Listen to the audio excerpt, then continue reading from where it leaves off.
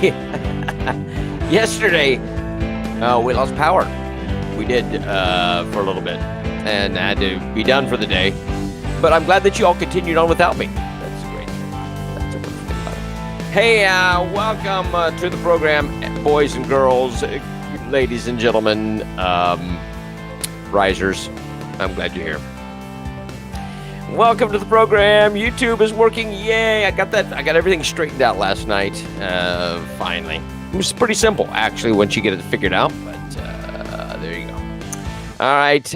My name is Nick Stewart. This is Sunrise Santa Rosa. Welcome to the program. 850-771-0049 is the number to call. And we got a lot to do today. The bridge. We're going to talk about the new proposed bridge in Milton. We're going to talk about that. We're going to talk about Dr. Fauci says that you are politicizing the vaccine. You need to stop it. You need to stop it. Keith, I've looked into Generac. I've considered it. That would be kind of nice. But I don't know. We'll see what happens. Welcome to the program. I'm glad that you're here today on this Friday. Is the music cutting in and out, or is it just me? I don't know if it is or not, but anyway. Your forecast for today, scattered showers and thunderstorms, high near 86. Chance of rain 50%. Tonight, overcast, clear near 75. And tomorrow for your Saturday, considerable cloudiness, stray shower, thunderstorm possible, and a high near 88.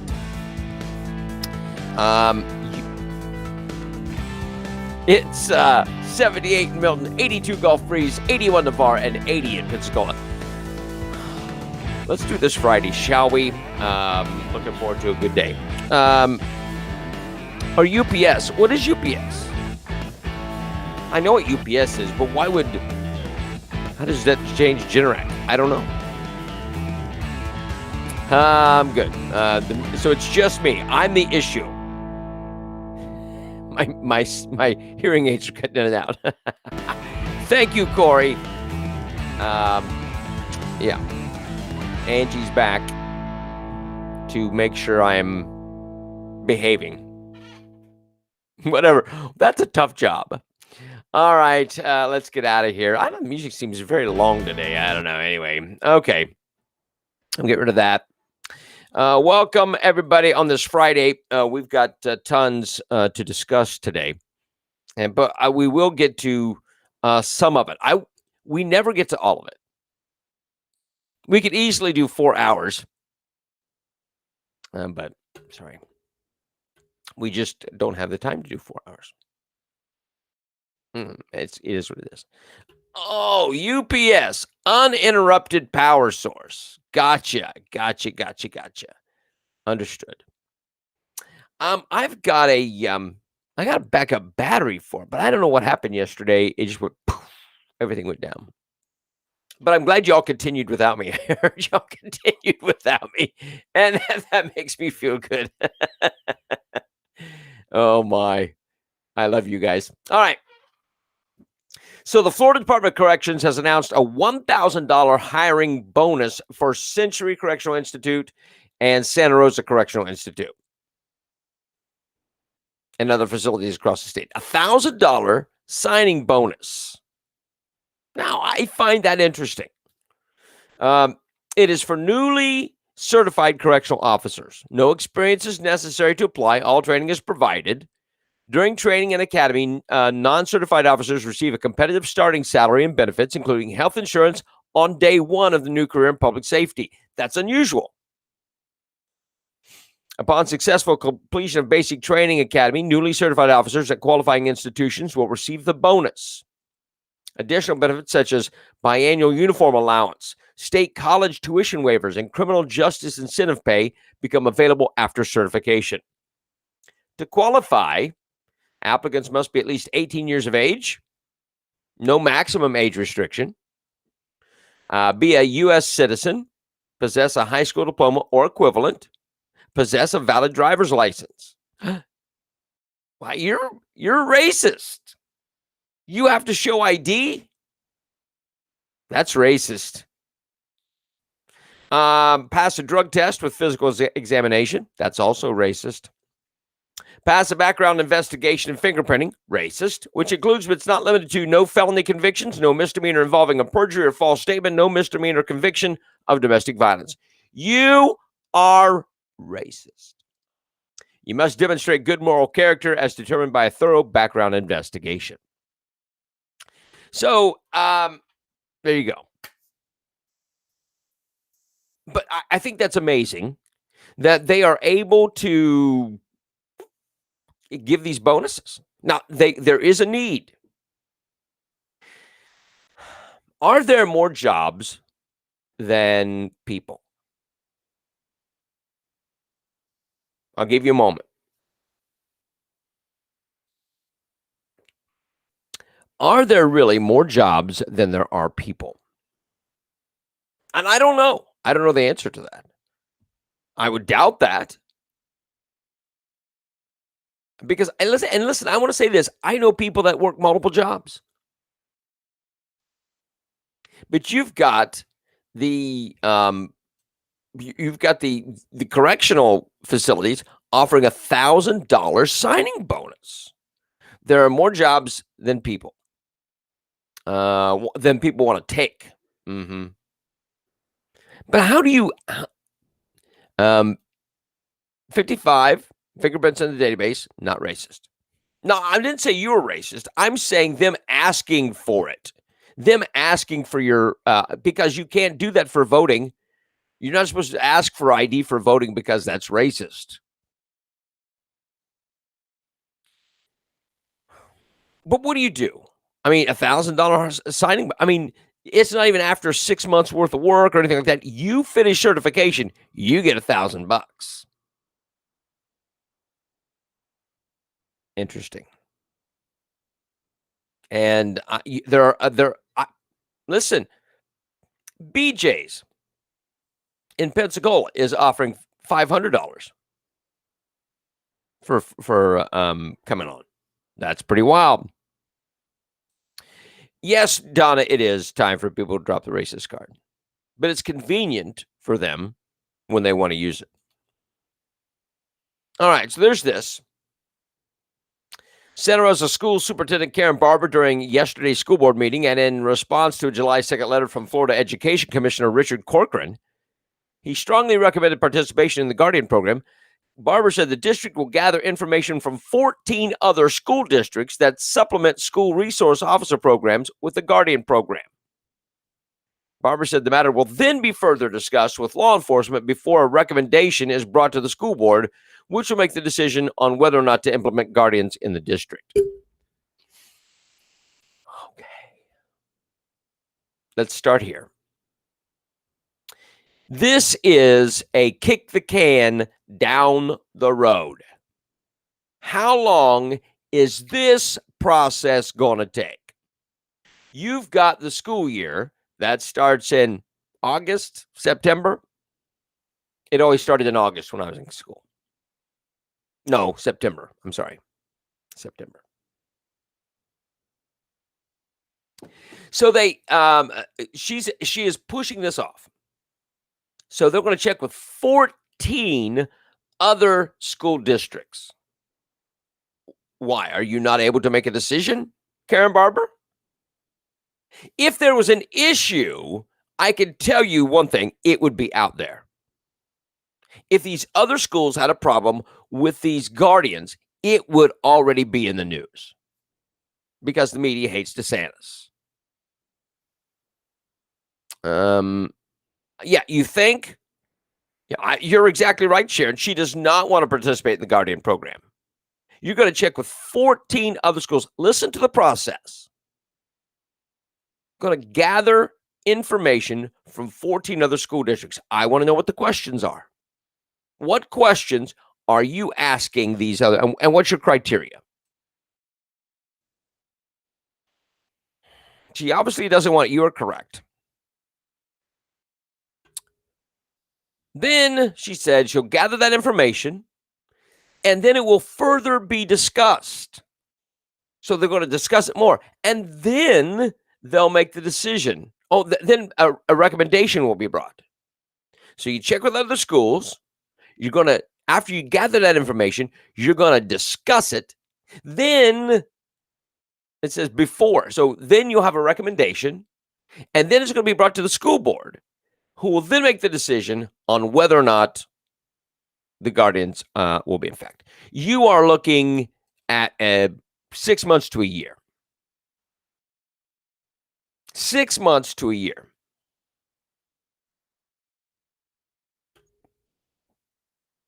I want to tell you this, and I want to tell Sam Parker, and I know he's on the BOCC and not the school board. I'm telling the BOCC, and I am telling the school board. You have been put in place to make management decisions.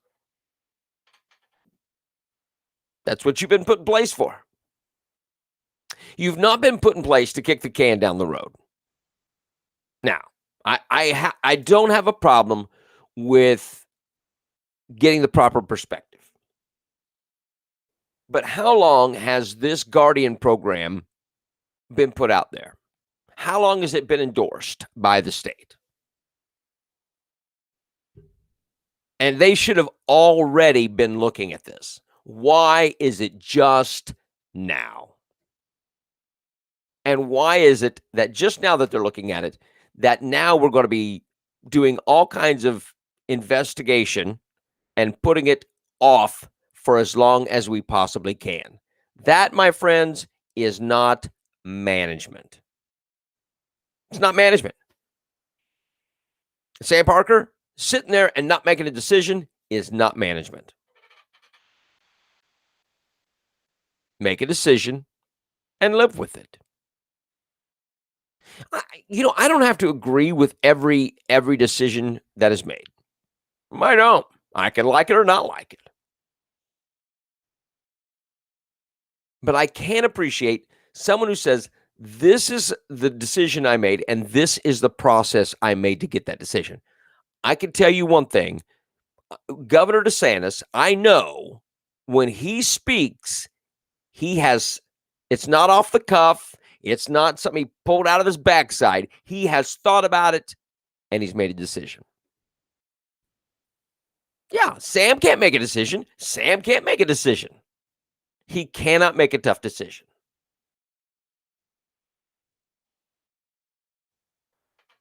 And you've got to have people that can do, if you are in a management position, listen, if they're running for BOCC or school board, this is not a popularity contest. You can see what a popularity contest has gotten us. It has gotten us the worst of the worst. Yeah, you're right. Popularity contest, I want your resume. I don't care if you've owned a business, a la Colton Wright and Bob Cole. You're not impressing me. I want to know situations where you've done this and you have a reason behind it. Shannon Rice is running for Santa Rosa County School Board, and that's good. Or she's announced a interest in it, however that goes. But what good are you to kick it down the road? This is absolutely, yes, vet your candidates. Don't just go, well, so my mom told me it's her neighbor's son, and no, not anymore. We can't do that. Name recognition is not good enough anymore. That's a popularity contest. Oh, I've heard of this one. I want people who revere the Constitution. Absolutely. I want people who are involved. I want people who care passionately about the direction. I want people, yeah.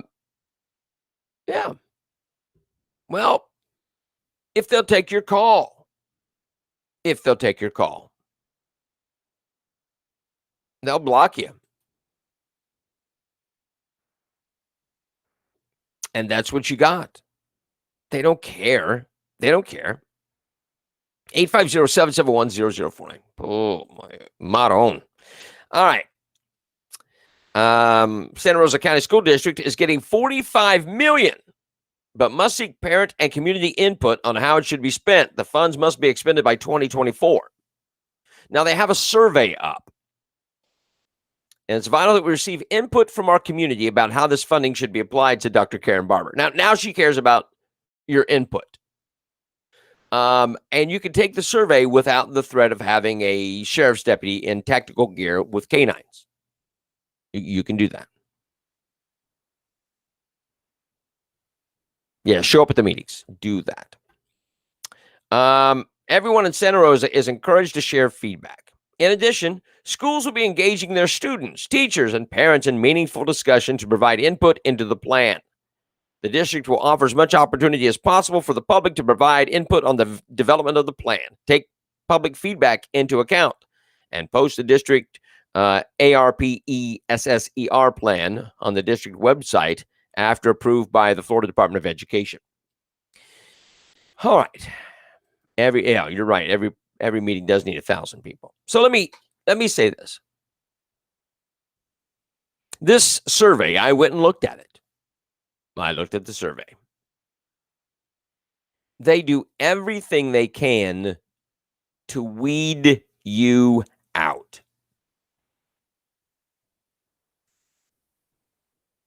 So if you're not a parent of a student,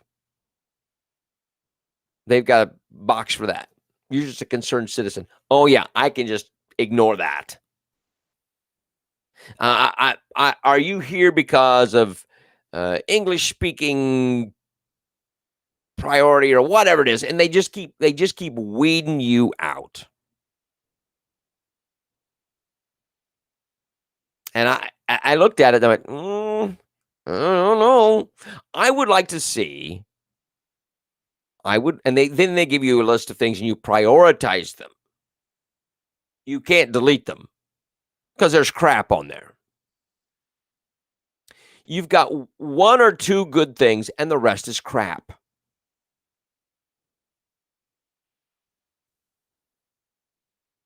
It's a terrible survey.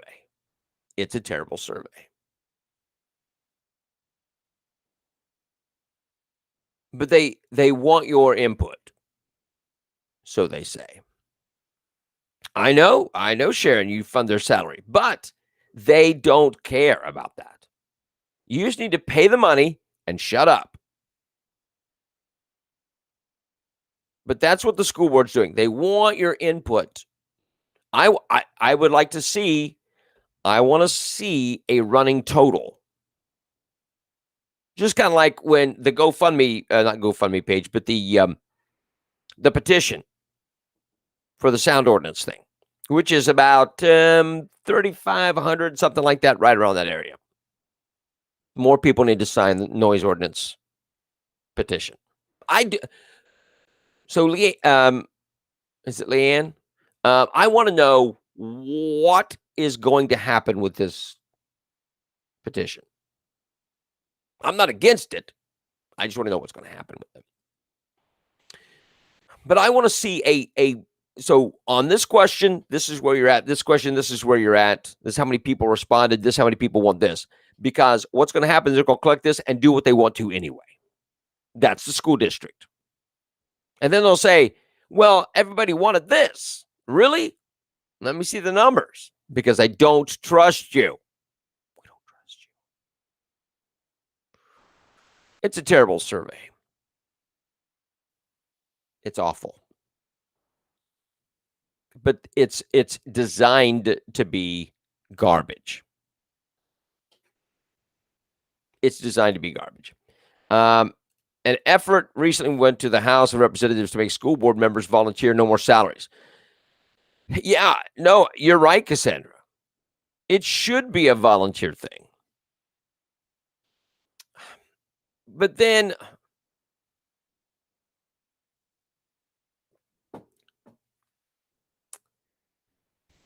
I got problems with that as well. I don't know. I don't know what the correct answer is. And I don't mind it being elected. I don't think it should be $38,000 a year. I think they should get paid X amount for every meeting that they show up to. And it's a show up thing. You maybe get one pass for a vacation. That's it. That's it. But it's not 38,000, and volunteer, I think, is kind of iffy because you don't always want the volunteers. Not always. What else? But you get the issue with the school board. Here's another school issue, not in Santa Rosa, but this is in Escambia. Warrington Middle School will have a new principal this school year in the hopes that he can help the school earn a C on state assessments and avoid either shutting down the school or turning it into a charter. Escambia County School District selected its own director of school improvement, Denny Wilson, to take over as principal of the struggling Warrington Middle. He'll be up for school board approval at its July 20th meeting. The district struggled to find a candidate in the state that would accept. Despite a national search, the State Board of Education required the candidate to have both principal experience and experience specifically helping pull a school from a consistently D or F up to a C. So you had to have, there are several criteria. This is crisis for this school. State Board got involved in Warrington's turnaround earlier this year after the school has earned a D or an F grade for 8 straight years. Why didn't we hold them back? You have a D or an F for 8 straight years, you would think that they'd be held back. Those grades are determined by student performance, student progress on the Florida statewide assessments every spring. There's a 1-year extension for the district to get the school grade up to a C. 1 year. When you have 8 years of failing.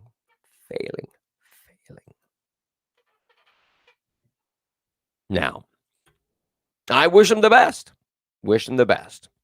I don't have any problem with that. But we'll see what happens. I'm going to do this. I'm going to go. This is what I started to go to yesterday when we got the power went. Let me find it. Okay. I'm going to pull this video up here. This is, let's see. It's a lost cause. Okay, well. Don says, it sounds to me like the teachers were not doing their job and teaching children. I also heard they can't control the children at that particular school. Well, probably. Yes, after power outage. Okay, so this is Randy Weingarten, the American Federation of Teachers president.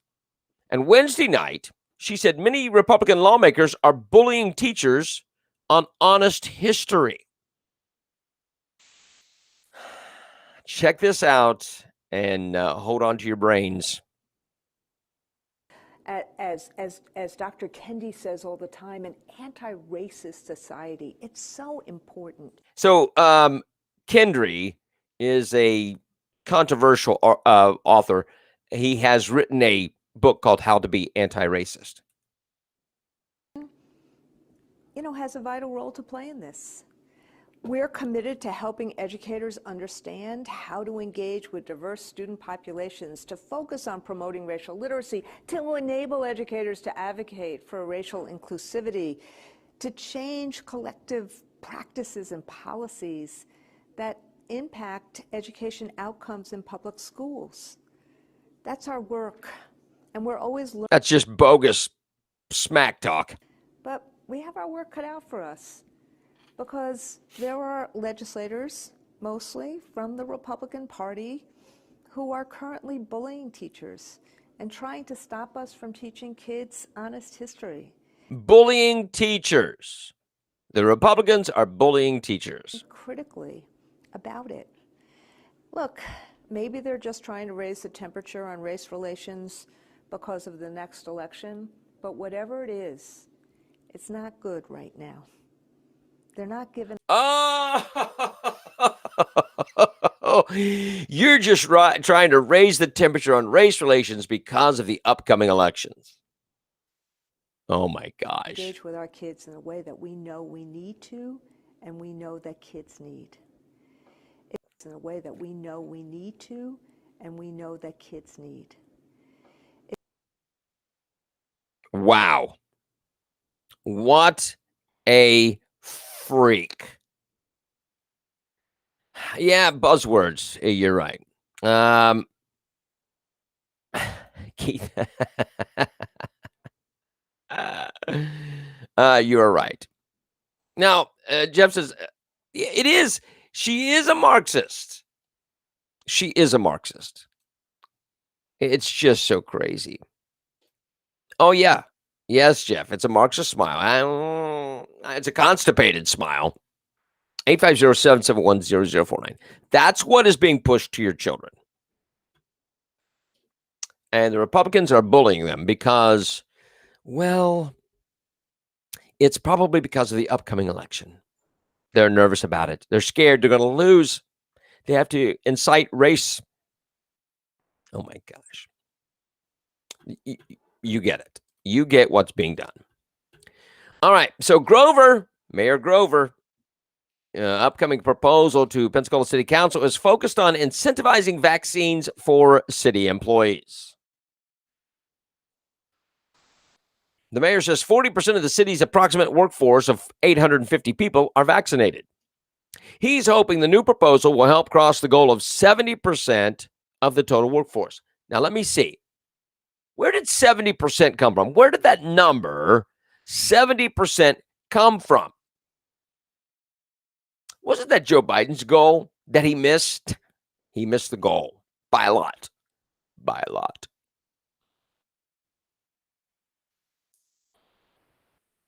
But Grover wants to get 70% of the workforce in the city vaccinated. And here's what we're doing. Here's what we're doing to get them vaccinated. We're looking for is a $100 incentive to employees who get the vaccine. I want $100, but I don't want the vaccine. No purchase necessary. He wants to give a $100 incentive to employees who get the vaccine. We believe the vaccine is very important for the fact that so much of the work that we do, it takes the public streets, public safety, a variety of other things that people count on for us to take care of. Now, that's a good, yeah. Well, they feel that they're being, I don't know, responsible. Look, all you have to do is say, the shot is there. If you want it, get it. If you don't want it, that's fine. That is your prerogative. I know. Grover gets his haircut at Brother John. Friar Tuck, the Robin Hood barbershop. Still not getting the shot. $100 won't do it. $1 million won't do it. They've been doing lottery for the shot. Not going to do it. Grover and Biden could go door to door together. That's. I'm going to try to talk about that on Monday. I just need some more time to talk about that. But yeah. What are your rights of these people coming to your door? Companies are getting paybacks from the pharma companies. Huh? Alan says he thought Grover's mother cut his hair with a bowl, stuck a bowl on his head and cut it. Karl Marx, the education of the children from the moment they can get along without mother's care after they're weaned. I said wean. If I had terminal cancer, I wouldn't take the vaccine. Well, you don't need to with terminal cancer. You're dying anyway.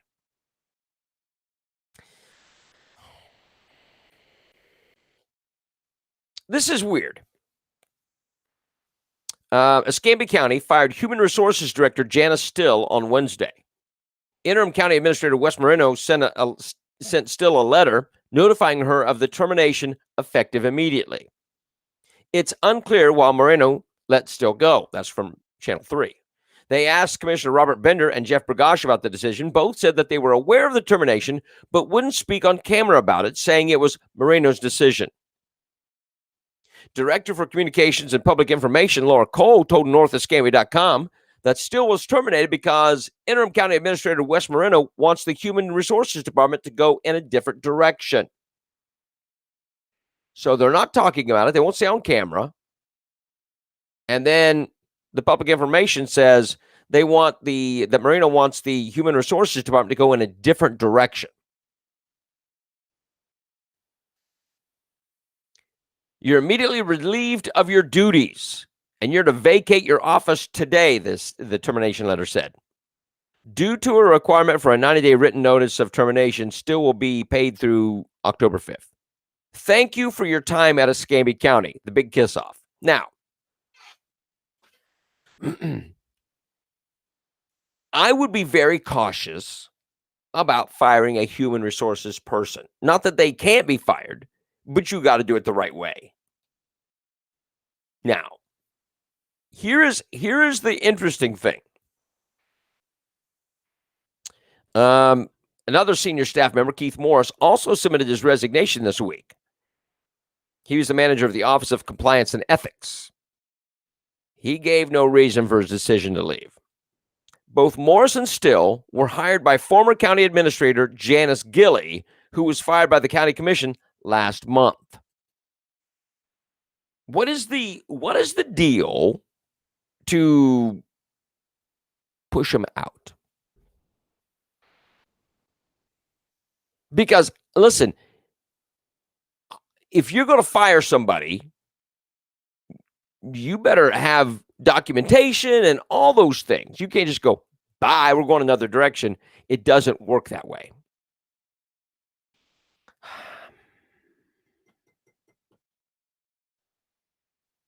Bad performance? Well, it would be documented. We don't know. Then it would say there was job performance issues. Didn't say that. We're going a new direction. That's what was said by the public information officer. Director for Communications and Public Information, Laura Cole, told NorthEscambia.com that Still was terminated because Wes Moreno wants the Human Resources Department to go in a different direction. That is not bad performance.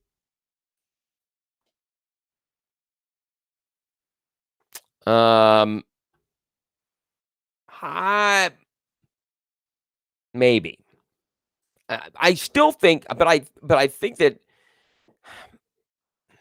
I don't think you can do that. Maybe someone in human resources can kind of help me with this. But maybe. But is that, and that's all weird too. That's at will. We'll see. Because if I'm a human resources director and I've got recourse, I'm plowing them. They are not getting off scot-free. Just saying. But anyway, I found that interesting, and we'll see what becomes of that. All right. Let me see. I've got some coronavirus stuff, or just one. This is Dr. Anthony Fauci. All right. Your friend. Doctor. He is the top disease expert in the U.S. Oh my gosh, we're in trouble. If he's the top disease expert, we are in deep duty.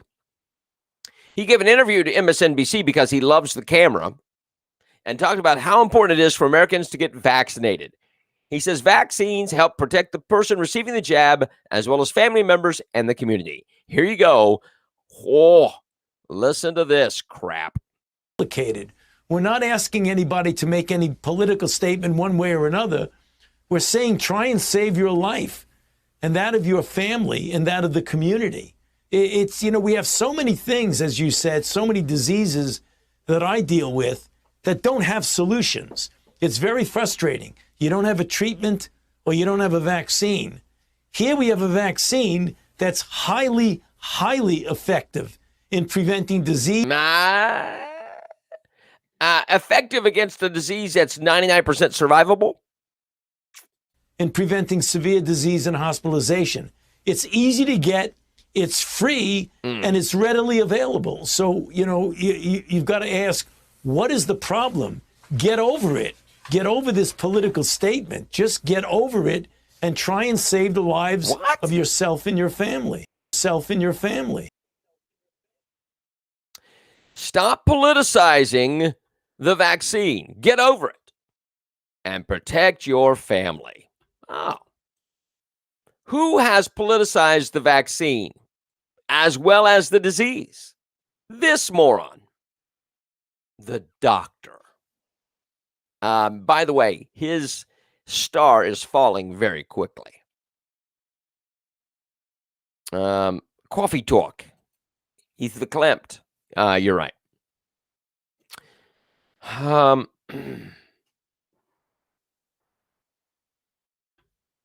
For anything, if you give them cause. I don't know what the 2 means at the end. But anyway.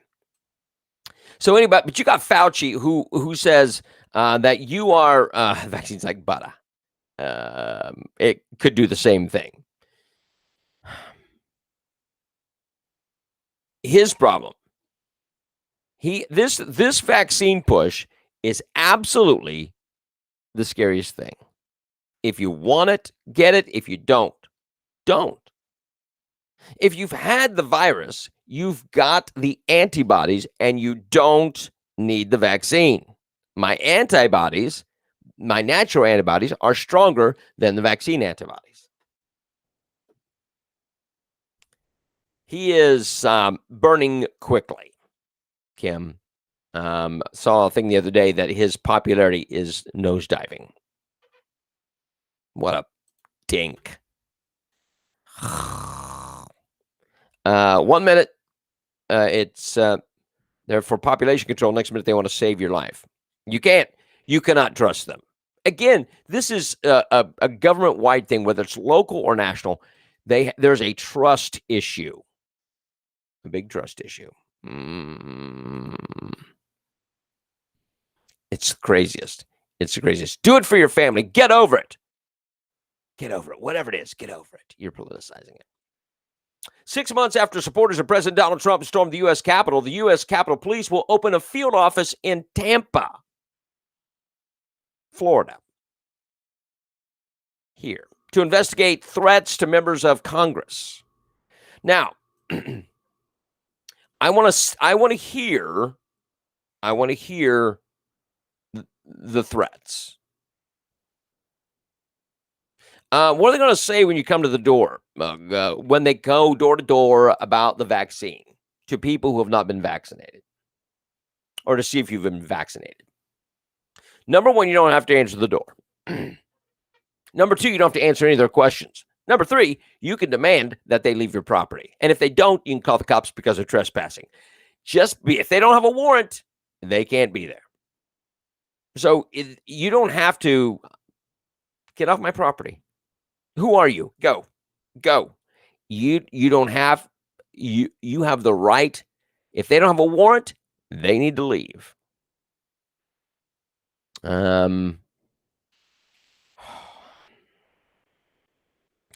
Tell them get off the property. My property. Be gone. I'm calling the police. No trespassing signs. So, but so they're getting Capitol Police in Tampa. This is not federal. This is not the FBI. This is not Homeland Security. This is Capitol Police. In a news release Tuesday titled, "After the Attack, the Future of the U.S. Capitol Police," the agency detailed changes since January 6th, including boosting recruiting and training and equipment for officers. The agency is also in the process of opening its first field offices. The new USCP field offices will be in the Tampa and San Francisco areas at this time. Florida and California are where the majority of our potential threats are. So let's hear them.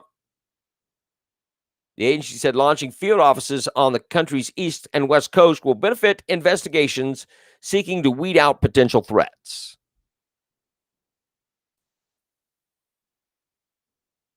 They are. You missed a lot, Elizabeth.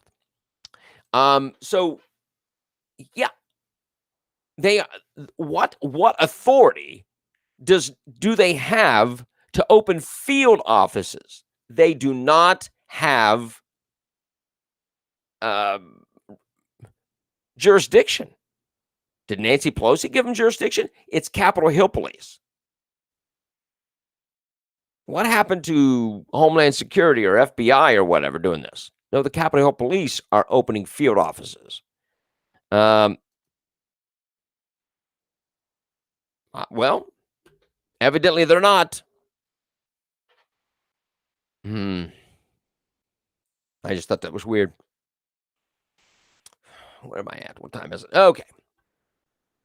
In March, Collin County District Judge Andrea Thompson ordered a Muslim woman seeking a divorce from her husband to undergo arbitration not through regular channels, but through an Islamic court. It's a move that the woman's lawyer argues is an obvious and unconscionable affront to her constitutional rights. This woman is being denied her constitutional rights because a judge sent her to a Muslim court. The woman, Maryam Ayad, was attempting to exercise her legal right to divorce last year with her husband. He's Ayed Hashim Latif. He revealed that on the day of their wedding in 2008, she had signed an Islamic prenuptial agreement to have all matters regarding their marriage and divorce be decided according to Sharia law. According to the court documents, Maryam claims that she was essentially hoodwinked and defrauded into signing the document. At the time, she believed that she was signing 2 copies of a marriage acknowledgement form, which is customary in Muslim cultures. Notwithstanding, Maryam's lawyers argue the agreement, which outlines that a 3-man panel of Muslim imams, who cares, are to decide all issues relating to the marriage, including alimony, division of property, child support, and even custody of the couple's 6-year-old son. It should be voided in lieu of U.S. law. Now,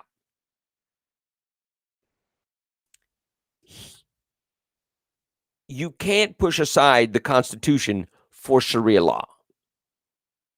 This woman, if she has constitutional rights, where is Ilhan Omar on this? Where's she at on this? Or Rashid Tlaib? Where are they on this? This is the woman's rights. Does she have a right?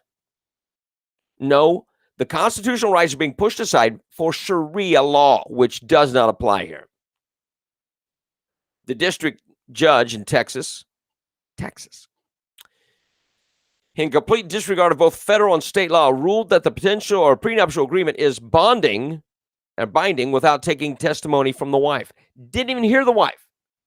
The prenuptial is binding, and so you go to Sharia law. Yes. You can't have it both ways. But they do. Yes, in Texas, Keith. In absence of relief, Miriam will now be required to settle her divorce matters with the Islamic Association in North Texas in front of Muslim clerics who view her testimony and evidence as carry half the weight as a man's.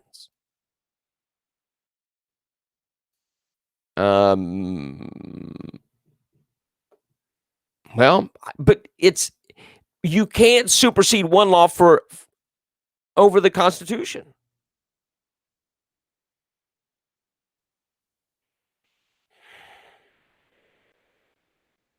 Sharia law is now being used against citizens. Who'd have thought it? Well, DFW, yes, I understand. The Constitution overrides contracts. And the Constitution overrides Sharia law. A top-ranking Democrat, Adam Schiff, who will serve on the House Select Committee investigating the January 6th riot at the U.S. Capitol, appears to have confirmed Republican suspicions that the investigation will be wielded as a political weapon against the GOP. Who? Really? Adam Schiff, one of the House Speaker Nancy Pelosi's gulag soldiers, told MSNBC Nicole Wallace last week that the investigation will seek to learn whether former President Donald Trump was aware of the extremist group that attended his Washington, D.C. rally before the mob of Trump supporters moved to the Capitol, trespassing there in an attempt to stop the certification of the 2020 presidential election by Congress. Schiff, who led the House Democrats' second impeachment effort, failed against Trump after the Capitol riot, indicated the Select Committee will examine if Trump or any other Republican lawmakers were aware of plans to incite people to violence at Trump's rally. You have weeks and indeed months leading up to that date that we need to examine, Schiff said.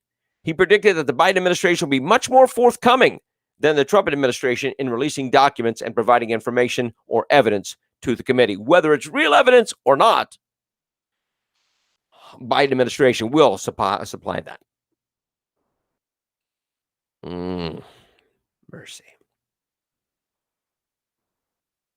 Oh, this is weird. Joe Biden used an appearance on Wednesday in Crystal Lake, Illinois, to tout the bipartisan infrastructure deal that he reached last month with Republicans, though it's no longer clear if that deal's viable. Biden rejected a claim last month in Wisconsin. The nation needs electric buses to keep kids in school. Watch this. So this is very good Biden clip. You need to watch this. Listen. With climate crisis, we see with our own eyes that it's time to act. The bipartisan agreement we reached makes some major strides. It's going to allow the transition of thousands of old, for example, diesel school buses and buses, city buses. We're going to change them to electric buses. They're roughly So the old traditional school buses that are diesel and the city buses that are diesel are now going electric. Iconic yellow school buses on the road today. 95% of them run on diesel, for example. And diesel pollutes the air and is linked to asthma and other health problems and hurts our communities and causes our students to miss school. Okay. So the diesel pollutes the air and causes students to miss school. Really? Not a thing. It's not a thing. It's not a thing at all. All the diesel stuff has been kind of cleaned up. They have been,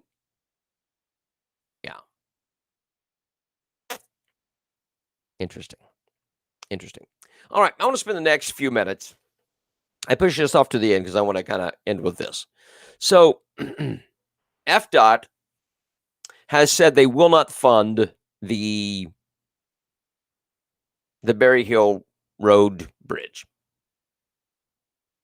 Milton City Council has said they're going to go forward with drawings.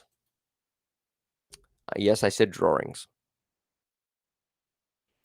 And but FDOT says they're not going to fund it, so look, the design, all the designs, all the construction, all the repairs and maintenance will fall on the taxpayers. Now, because they want to go forward with the 4-lane in through town. Tony Bennett's nightmare. Well, I don't know. But and look, is it a good idea? I think it's a great idea. But I don't know if it's not being funded properly. Does that make sense? I like the idea of the thing. I like the idea of the bridge. I'm concerned about the money. Look, people, you know me. I'm concerned about money for splash pads. What is the Shari says they want us to force us to do what they want. I get it. I get it. City officials can forbid the 4-lane, and FDOT has to go with what the city wants. Yeah, well, I get that. So I don't know. But I do think that the bridge is a good idea. Well. I don't go back there. The Berry Hill Bridge project has not been properly vetted. There's no official answer from FDOT on this project, and unfortunately, our District 3 office is very politicized and full of a bunch of good old boys. Is it not funded because Sheevler didn't ask? Well, you can't ask him because he'd lie about it. It's 3 foot away. What are you talking about? I don't know what that means.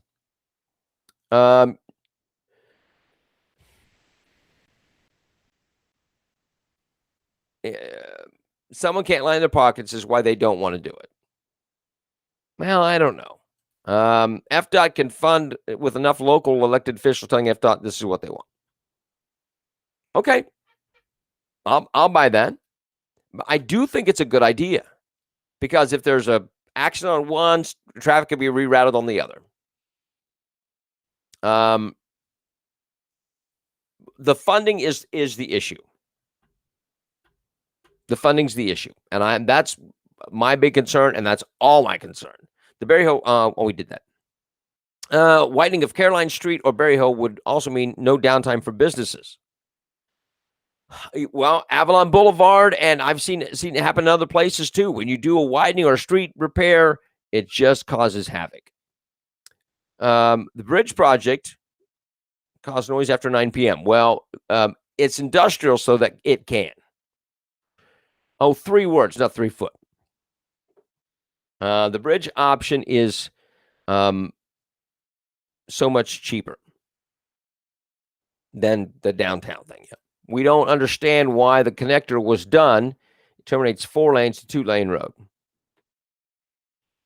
The new bridge will be completed in 5 years or less. The 4-lane will take 10 years plus.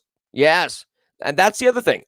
I'm not arguing those things. I absolutely agree with it. Funding was my issue. There's currently no funding for the widening of Caroline Street either. Yeah, so no, FDOT will fund it, can fund it if they just need to decide to do it. So what is the issue with them not wanting to do it? We've already made up our mind, is what they said. We've already got the drawings. And so why don't they want to do it? What would be the reason in not doing an obvious, very well thought out plan? Anybody? Is it because of, you hate to speculate. Again, I come back to, you can't trust local government. And local government has caused these issues. But it looks feasible. I mean, if you got people on the property and everybody is golden with it, why not? Because it's not FDOT's plan. And Shari says that's the same question. Why? Why do you not want to do it? See who owns a property impacted by the change. Yeah. It's a long process to allocate funding way in advance. Yeah. It's gonna be sooner than 10 years, I can tell you that much. It must come up for public comment. Well, we know how that goes. FDOT loves the easiest way out. But is that the easiest way out? Wouldn't you think that FDOT would want a project that they can finish in half the time and go on to something else and save some money? Hey, we save money and we got it done in half the time. What? Because they spent $1 million on the current plan and look idiotic for wasting that money. They're going to waste more money going that way. They'd save money by going, hey, you know what? Here's another option. Oh. But it would also damage business the way they're doing it. Oh my. I pray for common sense. I pray for common sense. Can we have some kind of government program or government individuals to exercise some common sense?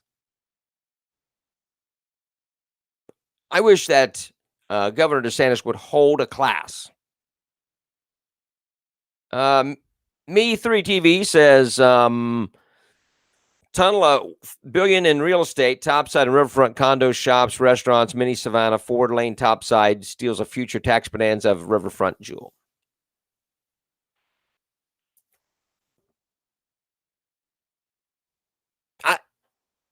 I don't think that would cause an issue. You're praying for a miracle when praying for common sense. I know. Where did common sense go? When we got rid of Trump and business and that kind of thing, and brought in Joe Biden as president. Just saying. Not very bright. But it's city and county tax income will be lost if businesses are closed. Yes. And I don't think it's going to take away business to build this new thing. You'll go there anyway. Yeah. So we'll see. We will see. All right, this weekend is the Blues weekend. Starting today, and there you go. Blue. The Fat Albert is new. The planes are new. The leadership's new. It's all good things. And so it just depends if the weather cooperates for the Blues weekend. And if you get a chance, go out, go take a look at it. It's going to be crowded. Know this. It's going to be very, very crowded. You may get the snowflakes who are afraid of COVID from being there because you can't social distance. But it's going to be a great weekend anyway for the Blues. Hopefully the rain will hold off and people enjoy it. All right. Hey, you guys, thank you so much for all you do. Like it, share it. Love to hear from you. Thank you so much for doing what you do. And we will see you on Monday.